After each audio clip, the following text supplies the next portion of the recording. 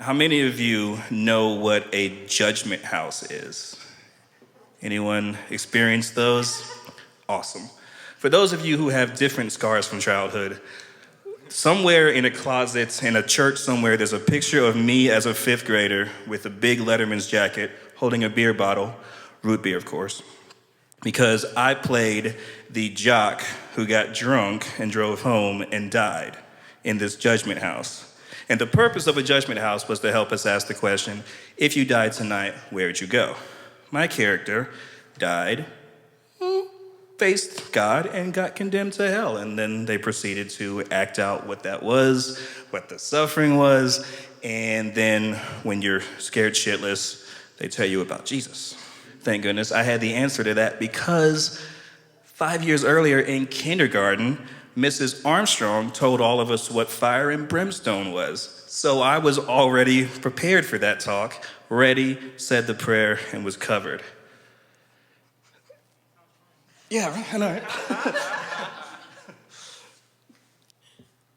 I tell a lot of stories about my past, and some people just look at me with this look on their face like, what? Like, how are you functional? I was just Sunday school. And so one of the hardest things to let go of once I grew and started questioning these things and looking at it differently was that assurance. There was this easy answer that I'd known since I was 6 to this question. And in the place of that, there's this awkward gap of just not knowing, which is really uncomfortable when you've known your whole life what the right answer was. And so I was thinking through, all right, what do I have in place of that? Because as a Christian, there was also this option of martyrdom, which was kind of, in a way, awesome. Like, it's a weird, twisted logic, but you could be an awful person, but as long as when the time came to stand up for Jesus, you did the right thing, got it, done.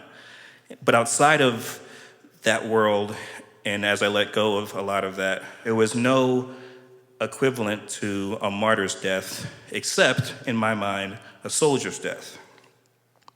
There's something deep in me that respects anyone who's willing to risk their life like that, regardless of whether I agree with where they stand on everything or not. There's something about that I felt imparted some kind of redemption, some kind of atonement in the end. And given that being a soldier is not an option for me, there's this void there of what do you do now? What do you do to fill that space of this question that I've had answered my whole life and now have nothing to say? And that's where this song came from. It's called Words.